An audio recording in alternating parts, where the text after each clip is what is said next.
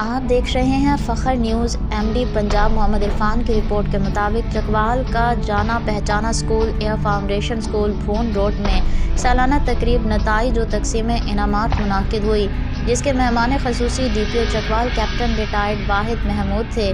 بچوں کے ساتھ ساتھ والدین، اساتذہ، صحافتی برادری نے شرکت کی۔ بچوں نے مختلف ٹیبلوز پر پرفارمنس دے کر خوب داد وصول کی۔ تقریب سے خطاب میں ڈی پی او چکوال نے کہا کہ یہ اسکول چکوال کا بہترین ادارہ ہے اور یہ ادارہ دن دگنی رات چگنی ترقی کی طرف گامزن ہے۔